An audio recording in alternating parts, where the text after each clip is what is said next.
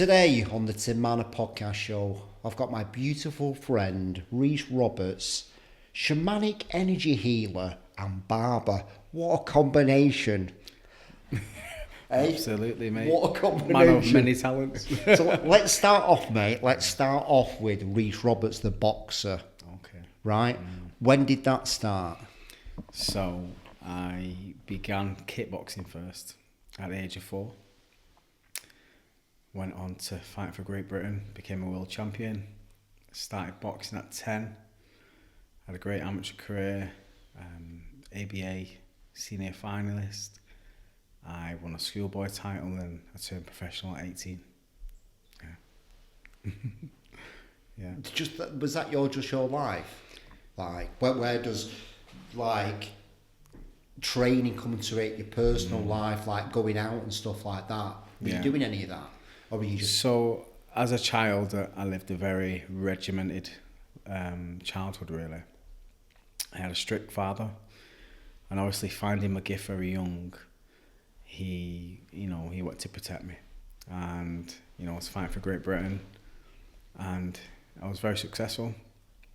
And then I realised that to take it on as a career was going down more of the boxing route. What's the difference between the Thai and the boxing then? Why couldn't you have made it in the Thai? So with the kickboxing, so regarding financial reasons, there's not much money in it. It doesn't go that big or mainstream. So some of the television like Sky Sports and stuff don't really cover it. So with the boxing, it just made more sense. And I went down the boxing route. Very gifted with my hands. How easy was that transition for you? It was quite easy. My gift was definitely with my hands, and obviously the fighting stance is completely different. The way you distribute your weight. And I made a good transition. I was very, very gifted. And I just lived quite a disciplined lifestyle, as you can imagine, being a boxer, with your nutrition, making weight, training twice a day. It's tough, especially when, in your early 20s, and there's so many distractions going on. It's a tough lifestyle. It's not. So you've obviously seen all your mates go out and stuff like that. Yeah. So, looking back, I reckon I could have lived a bit more of a professional lifestyle. What do you mean by that? I feel that at such a young age, everything was so serious. I never actually got to be a child. Right. And distractions and, curiosity was always there. So I feel like, going out, chasing girls, etc. was always in the back of my mind. Whereas, it's a short-lived career. Looking back, I realised that I should have really focused more into the boxing and just been a bit more regimented. So you were going out as well as doing the boxing? Yeah. How much, Rhys? How much? I wasn't going out a lot. It was more chasing girls. Right. I wasn't drinking. I was still living a good lifestyle. But I just realised when you start working up through the ranks, getting to a higher level, you've got to be clinical, and you can get found out. But again, I had some limiting beliefs with myself. What were they at the time? I didn't really know, because talent-wise, my talent was here, but my mindset was here, like my belief system, belief in myself. And I struggled with it, feeling really confident, and it would come in like spits and spats where I'd look fantastic, I'd look like a world champion, and then the next day I'd be behaving average, in the gym. So it was difficult for me because I knew my own potential, but I couldn't quite reach that power and access it, and I struggled with that. And was that the people around you not giving you that? Were you getting, having the right vibrational people around you at that time, or was it just up to your own devices? I feel like my childhood had a part to play in that. My parents' limiting beliefs, and now I'm looking back deeper into it, ancestrally passed on through my DNA.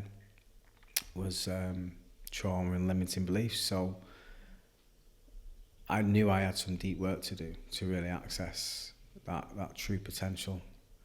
And at that time, I didn't know which way to go around it or how to access it and to peel back some layers to really reach who I really am. So your boxing career, you got to what age? Did you turn professional with your Yeah, I boxing? turned professional at 18. And Yeah. How was it going? Very well. My first promoter was a small-time promoter to get some fights underneath my belt, and then I ended up signing with Ricky Hatton. I signed a good deal with him for 3 years, and then the last contract I signed was with Frank Warren. And It's amazing, mate. yeah, Shit. the world was at my feet. I could have went as far as I wanted to go in boxing, and I had the ability, but I just didn't quite get there, and then I had a hand injury which retired me. Can we talk about that? Yeah, of course, yeah. Talk to me what happened, mate. So obviously you got the world at your feet here, and then what happened? You went out. So yeah, so I went out. I'd had a drink. Seen somebody that I had a feud with, and How old were you at that time? 18 again. 24. Right. Okay. Yeah, and then got into trouble, and I hit him, and I had a small incision on my hand, a little cut that got infected, and negligent behaviour from the hospital led me to develop a severe infection which travelled all the way up my arm and eroded part of my tendon on my joint. So it's fused my joint, so I can never clench a fist again. So it's ended the game for me. Right. And were you boxing at the time still, and then all of a sudden everything stopped? Yeah, literally. So I was training full time. Like I said, I just signed a deal with Frank Warren. I just set up my barber shop, and a few months later, my boxing career come to an end. Well, what happens with your barbering as well? Because you can't hold scissors. Well, thankfully I can. If it was my thumb, I probably would have struggled cutting hair. Right. It was just luckily that it was my index finger that I could continue my barbering career. So obviously what happened then when obviously your boxing career's come to an end, you've done this, like where does your head go? Or were you thankful in a way that you got to a point where it's like it's not for me anymore, or were you still... No. Was your whole identity wrapped up as Rhys the boxer? Literally. Right, shit. So you can imagine where I was at. And I feel like, looking back, I pushed it to the back of my mind and kind of enjoyed not living that disciplined lifestyle, eating what I wanted, going where I wanted to go. And it felt like a holiday period. And then things started to kick in. Some resentment towards boxing, couldn't watch boxing. And then, started resenting the people who was involved in that incident, including my missus. Started blaming people for why I've done this, and it was the result of my loss of my boxing career. And then I started drinking, dealing with just the pressure of not being that Rhys the boxer, losing that identity, huge knock to the ego. I started thinking I'm just a normal guy now, just a barber. I'm never going to be this world champion who's going to be a multi-millionaire.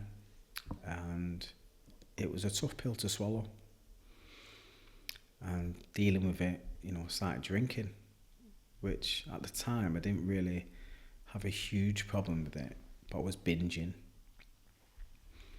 And then it started to snowball and, spiral out of control with drugs, alcohol, women. And You just try to fill that hole that was missing. Filling that void. And then I went to see a counsellor, great guy, and he said this pattern with sportsmen is very, very common. When they come out of sport, they're searching for this feeling, and this adrenaline, and I was searching for things outside of myself all the time, and I was getting that from the drink and the drugs and the women, being unfaithful, and yeah, it got to a point where it got really, really bad. And then, like I say, I went to this counsellor, but it wasn't even scratching the surface. I just knew there was something deeper in me that I needed to sort out and fix and let go. But yeah. So talk to me about that then. What do you do next then after that counselling? So after I was... There's a knowing in you, isn't there? That Yeah.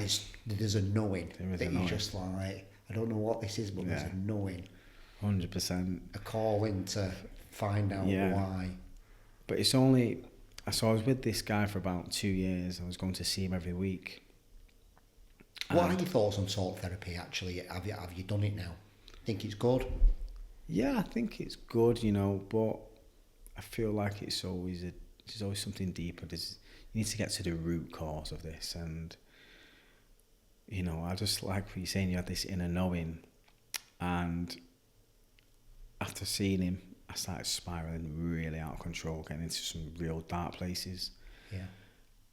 To the point where I was using drugs like 3, 4, 5 times a week sometimes, drinking regular, calling in sick at work, cancelling all my clients, you know, trying to escape, pissing off, going on holiday just last minute, just escaping. And it got to a point where I didn't want to be here no more, and I had a suicidal attempt. What was that? How did you do that? I tried to hang myself. Did you? Yeah. And in that moment, something happened within me. I remember getting home and I literally fell to my knees and I was just asking for help, and if there is anything, I need help. And I've never been brought religious. I've always questioned if there is a creator or a God or whatever you want to call it. But something happened within me, and it was like an energetic spark which gave me some fuel to actually make a change. And that was like my huge awakening. And I remember going to... Can you remember it vividly? Yeah. You're still on your knees and you had that? Literally. Oof. And days on from then, I just knew I need to make a change, and I knew that I had to start this journey. And I went to see a woman who we done like a big juice cleanse, and she done a colon cleanse just to clear all the toxins out of my body from all the alcohol and drugs that I've been abusing myself. And I remember starting an AA meeting, and I was going, and I was sat around, you know, with all these alcoholics, and I was like, I'm not alcoholic. I've just got a drink problem. I don't want to carry that label around with me. And my friend said, stop going there because you keep going back there and remind yourself of where you was, but you're not that now. And he said to me, have you ever had mushrooms? And I said, no. And he was like, would you come on a mushroom walk with me? So I was like, yeah, okay, at this point, I'll try anything. And then boom, that was it. Talk to me about your first experience, mate. Oh. Wow. It was like I stepped on earth for the first time. It was a remembrance of who I am. It was very clear to me. I had a big awakening to what I was doing, you know, my surroundings, the system, everything. So much downloads came to me in that one mushroom walk, and I was like, I need to get back to myself, and that was it. It just sparked something in me. It opened my mind differently, and then that was the start of my healing journey. What did you, as soon as you'd finished, like, what was it like? You're like, okay, I'm going to do this, I'm going to do that, I'm going to do this. What were the things that you were going to do? It just a remembrance of how powerful I actually am. Because at that point, before I went, I was a shell of myself. I felt like nothing. I felt insignificant. I was so lost, so detached from myself. And it was a remembrance of who I am and how powerful I am and my possibilities. And just what I've got in my life, my missus, my children. It just really humbled me and brought me to gratitude. It was one of the most beautiful journeys I've been on, even still to this day. Was there any hardship in your journey, or was it just a total remembrance? Just truth. Was it? Just a lot of truth. I already knew the truth. I already knew what I was doing and what I was living out. I was living out guilt and shame. And it just humbled me. It just let me know, like, this is what it is. This is what you need to do. This is what you need to stop. And let's get back on track. It was so clear to me. And it's what I needed. But it jolted me. It gave me an energetic shift where I had the power to make these changes. And that's when this road started. I got on this path, and the rest is history. Yeah. What did the day look like after the journey? When you woke up the next day, what did that day look like? I just remember being so drawn to nature. Every tree stood out. Every plant stood out to me. It was just like, I remember, like, we'd be driving and I'd see a beautiful tree and I'd stop and I'd go and have a look at it. And my missus was like, what are you doing? I was like, babe, have you seen the power of that? And the nature was just calling for me.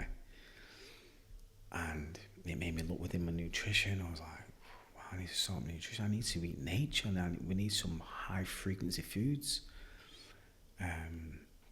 It just really highlighted everything on an energetic level to me. Even people, reading their energy, reading places, things, everything. I just really started to focus on maintaining this vibration. Yeah. Classic.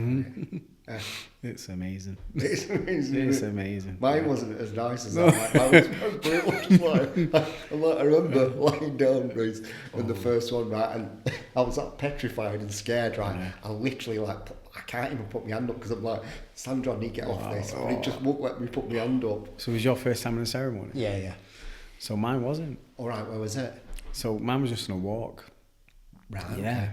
So this is another story because the walks, I kept continuing the walks after my first. Are you doing you're not doing a heroic dose, are you? No. You're just doing like just a lighter dose, right, yeah. Okay. And I just began to start taking people out with me, guiding people on walks straight away. Activation, boom. Yeah. And, I was taking people out once a month, literally. And I thought, I'm the mushroom man now. I know my shit about it. I love that. Yeah. So, next minute, my friend told me about Sandra's. So I was like, I've heard about this woman in Prestwich. Yeah. Anyway, I went down. My first ever ceremony. Yeah. So I kind of went in there with a bit of an ego, like, can't tell me about mushrooms. I've been at it about you a can't year tell and a half. Yeah. So we went in, and then, wow, it was just like, then I met the mushroom. I met the spirit of the mushroom. Oh, okay. And it was just like, I've never felt a feeling like it. Yeah. It was orgasmic. I was just like, what is your going on? Your first one, your first journey. Yeah, my first ceremony, yeah. And I was just like, wow. The angels come in. Oh, I've just never felt right from the frequency. Yeah, it was just something else. I was saying this to Lewis, like, you two are so connected to it, like, so connected, aren't you? Oh, honestly, it's like, it's overwhelming sometimes, and it's hard to put it into words to describe it. But it was just so beautiful, and then I realised, like, this is where it's at. And then Sandra come over to me. And it was mad. So she came and sat next to me and she was like, oh, what's your name? What do you do? She was like, do you practice? And I said, no. I said, well, I go do mushroom walks and stuff. But she was like, do you know you're a healer?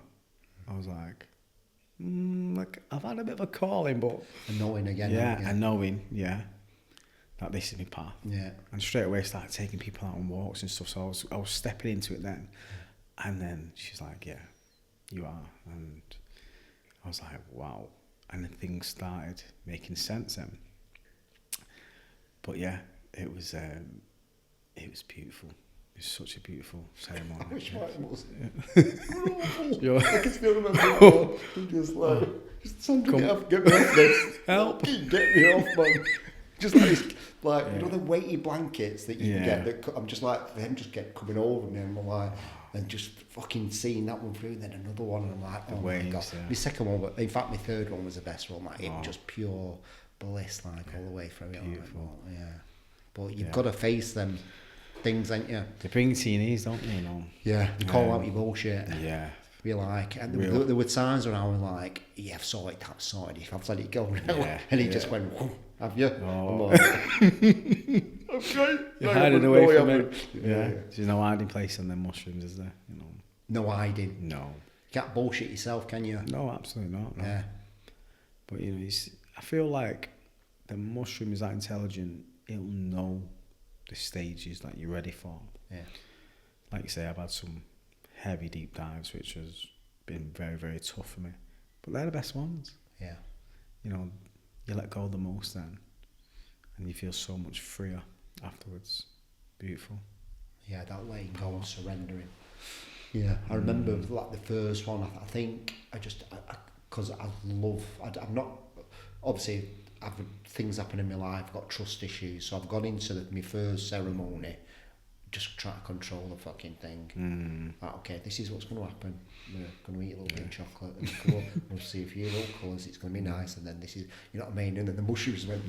That's Slap not. your ass. That's not happening. Just like, Literally. Yeah. Yeah. Yeah, you see people trying to control and trying to fight it.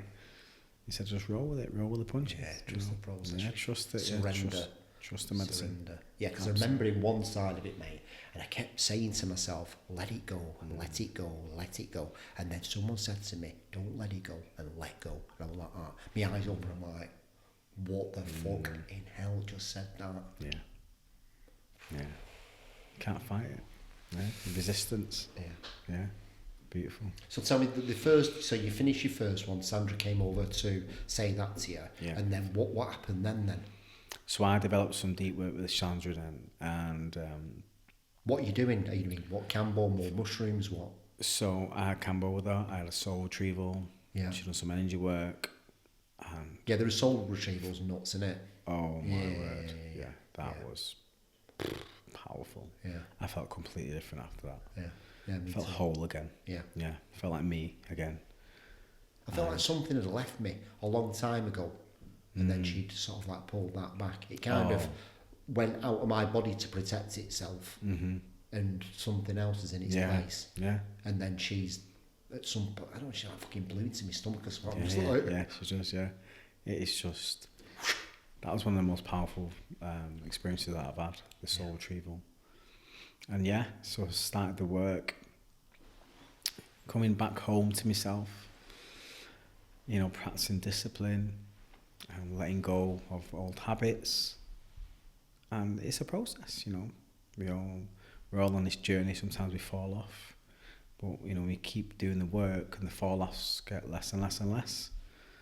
So, you know, I'm at a point now where I feel like I've got things under control.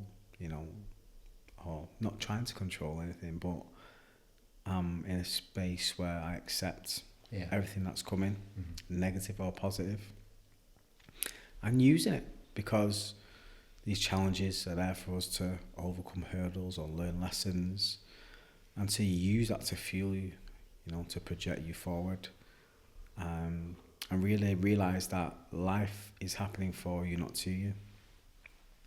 That's one for me that has really stuck out. You know, everything is happening for me. good or bad. Yeah, negative or positive. Yeah, it's all in order. To put us onto our higher route, our higher path, connect us to our higher self, and there's not really good or bad, really. It's just things. It just is. It just is. Yeah. Yeah. Yeah. But I just feel that finding who I am and what my soul's purpose is real fulfillment for me. It's what really fulfills my soul, what brings me joy, and I feel so free knowing that. And I just wish everyone else could feel like that. It's took me a long time. It's took me going through some real dark places to reach that. Yeah. I think it's earned.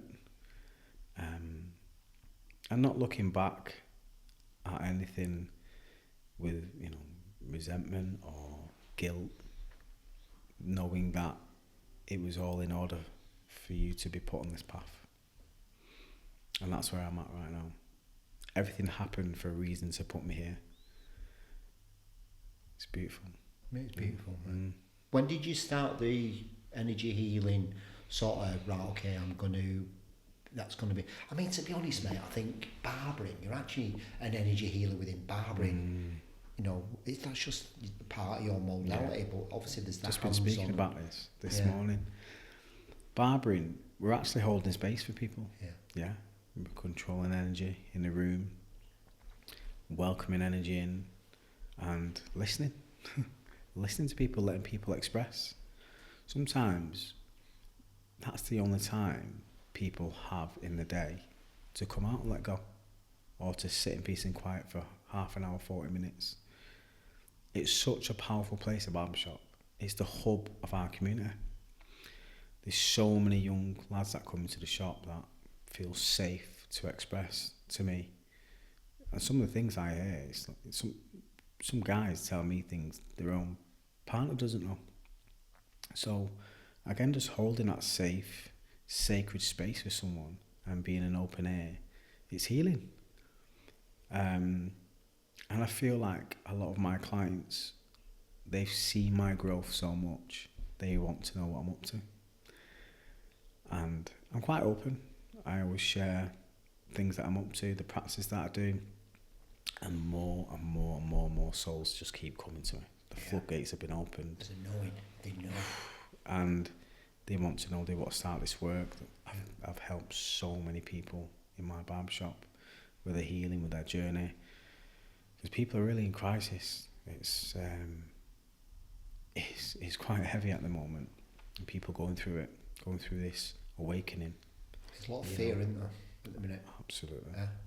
You feel it on people. Absolutely. I feel it in sauna, I can feel it in elevators. Yeah. Feel it. And they're just detached. That's it. They're just searching for things outside of themselves for fulfillment. They're doing things, that's taken away from themselves. The binging, the addiction. And, I don't think social media has helped either. Yeah. People are just looking for that pleasure, aren't they? Not the joy. Yeah. Because I tried to explain to somebody what bliss was. And obviously, me and you felt that bliss. Yeah. It's like, oh my God. It's like you can't explain what I feel. It's just like, next level. And these people are not looking for that. They're looking for pleasure. Pleasure in sex, in drugs, in drink, and going on the phone, and then quick little things that dopamine. Just keep fucking topping up. And it's just like quick so dopamine. Scary, man. It'll let you down. It's just short term. Yeah. Real fulfillment is coming back to back to yourself, fulfilling your soul, not your ego. Yeah. And we're so conditioned that we've got to be certain status.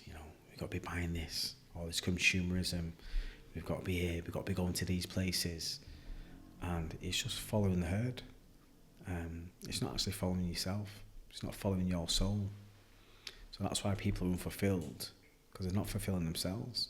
Yeah. They're just fulfilling what society says. And that's why everyone's being let down.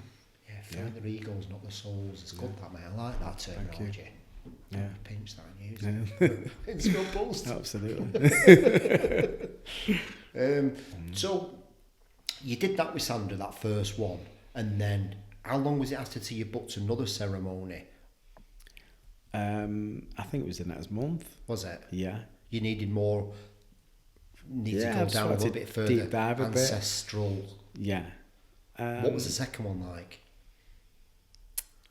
The second one... Because obviously she's giving you a little... Probably made you sit at the front with her and she give you a little bit more than... It was actually on a retreat.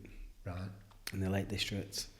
And that was a deep, deep dive for me. That was one of the big shifts. Are you looking at like little Rhys and parental things? And it took me to my childhood. It took me to what I've put other people through emotionally. Right. I had to release it.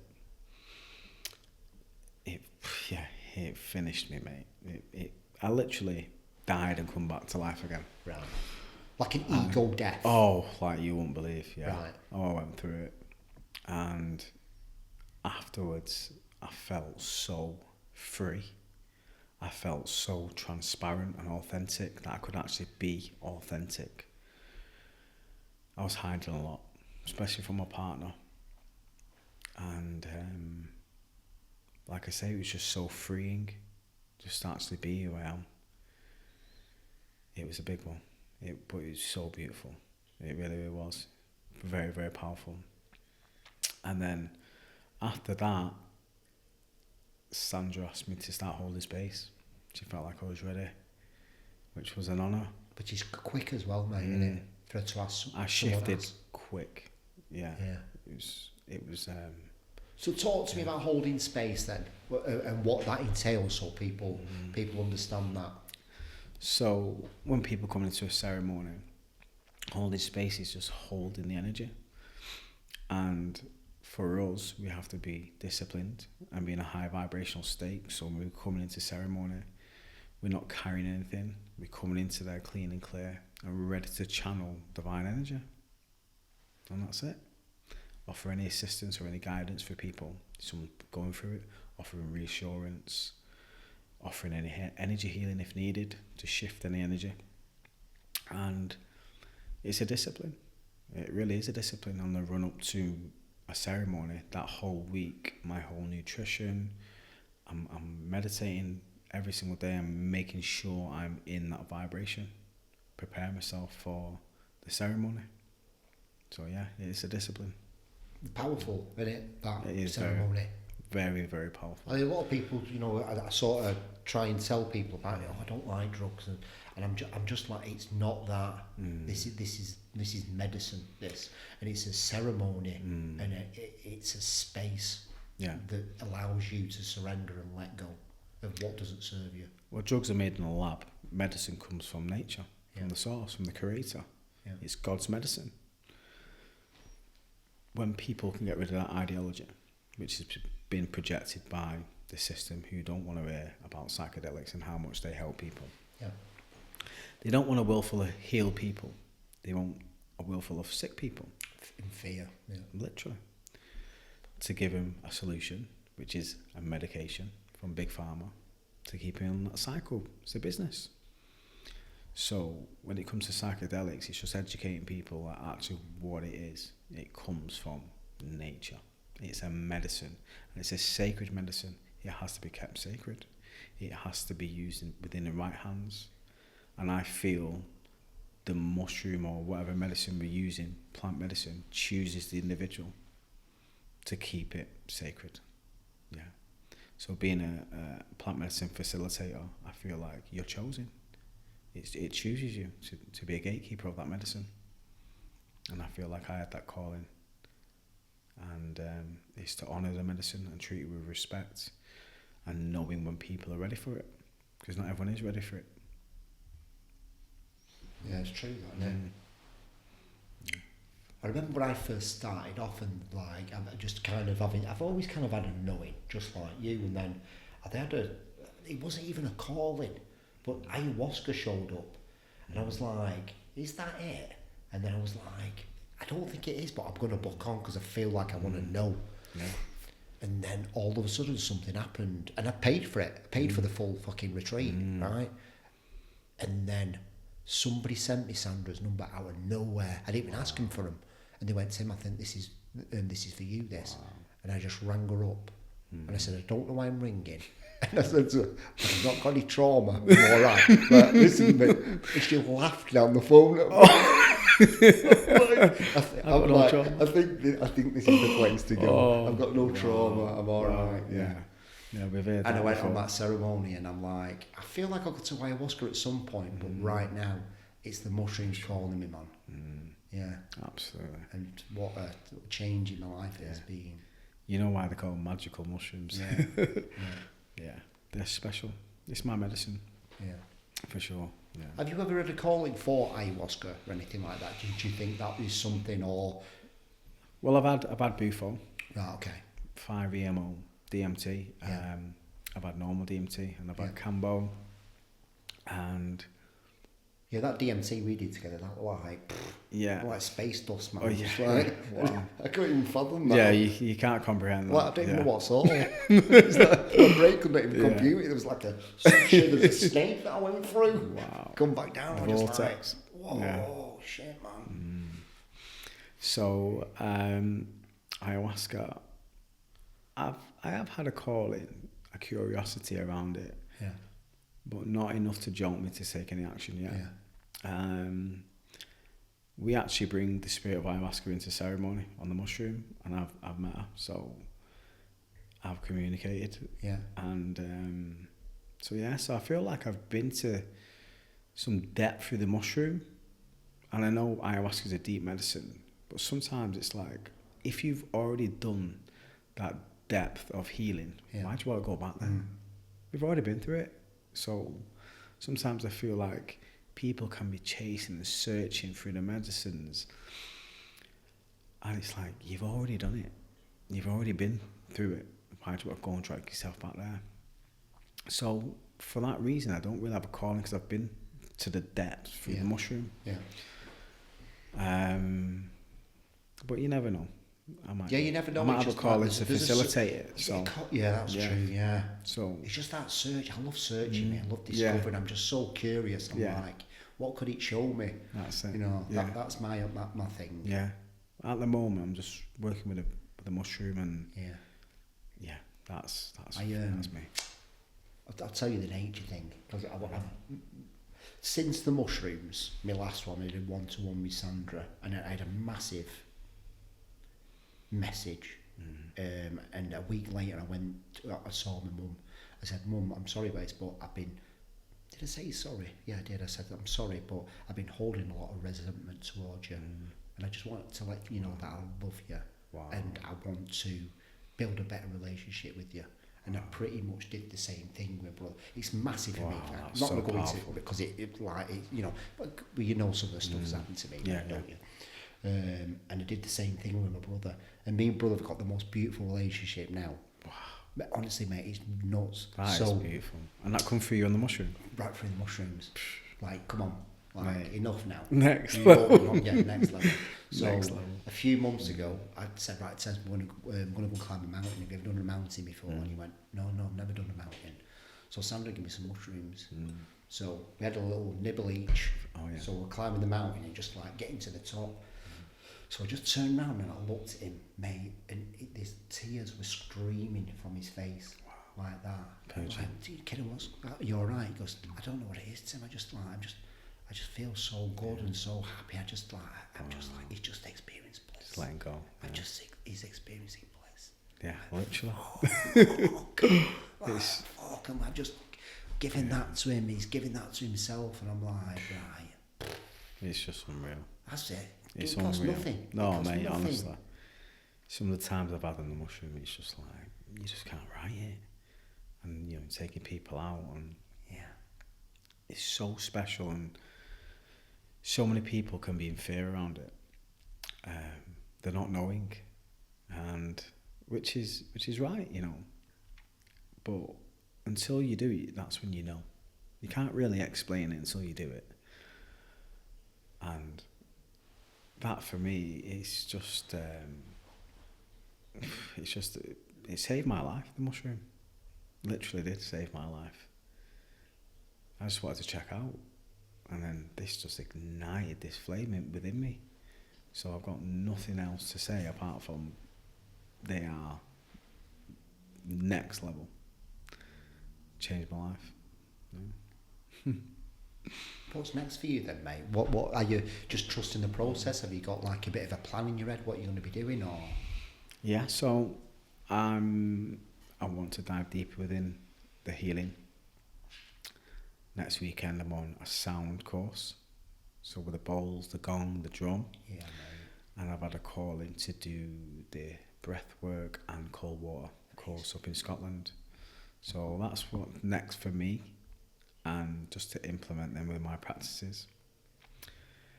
And yeah, just continue doing the work. And we've got a mission. You know, we've all got a role to play, and I'm playing my role. Business-wise as well, business going great with that. What's the Barb's called again for everybody? Pure Silk Male Grooming. Yeah, in Whitefield, yeah? Whitefield. Yeah. It's going well. You know, got some high-end clients, do a lot of professional footballers. Go up and down the country. Flew out to Dubai the other week. And yeah, it's going great. But I feel like I want to get into a product-based e-commerce business. And that's the next little gem that I'm going to focus on. And what will that be? Yeah. Are you telling people what that is, or are you keeping it? I'll keep it to myself. That's fine, mate. Yeah. So yeah, I'm just doing work in the background on that. Yeah. Yeah. When you come to, like, say what your purpose is, what would you say that your purpose is? What would you say that was? I'm here to raise the frequency of human beings and bring the light here on earth, and to be myself. And yeah, that's my mission, healing, through the healing. And yeah, whichever way I want to use that, you know, whether that's speaking to somebody, whether that's through the ceremonies or energy healing, it's the frequency that I carry, that I have to maintain to be in alignment with who I am. And yeah, that's it. Yeah. Does it to bring the love? Bring love. You know. Does it still freak you out when you are visited by spirit and you see, you know, Mother Ayahuasca and that kind of thing? How do you feel in them moments? It's beautiful, but trying to explain that to someone, I have to hold my words back sometimes, because people will think I've lost my marbles. Yeah. The 3Ds. We call them the 3Ds. Literally. So the muggles. So just being mindful who I share this information with, and I just need to know it. I know what I connect with, and again, I have that inner knowing, so it makes sense to me in my world. But it's a blessing. It's beautiful. Yeah, it's beautiful. I can connect to high beings, connect to source, and just receive messages and receive downloads. Sometimes, you know, when I'm channeling, I'll do like a video in the mornings. They normally come to me on my story on the way to work, and I'm just like, it's just like flooding out of me. And after I'm like, what did I say? Like, literally just channeling, which is beautiful. And it's all in aid to serve humanity, to serve us for the greater good, to navigate us out of these times. Yeah, being a service, mate. You've always been a service, haven't you? In service of people. Yeah. Yeah. Always. Important that more people do that and realise you're on this planet to serve other people. 100%. Our soul's mission is to serve. It's bigger than us. Yeah. If it was just me, my ego, then you know how selfish that takes you down. So it's bigger than us. Yeah. So much bigger. So, you know, the work is not for me, it's for the collective. Yeah. Yeah. I appreciate you, brother. Absolutely, mate. Love you. Love you too, bro. Thanks for listening, everybody. Goodbye. Tim Marner, what, you ready?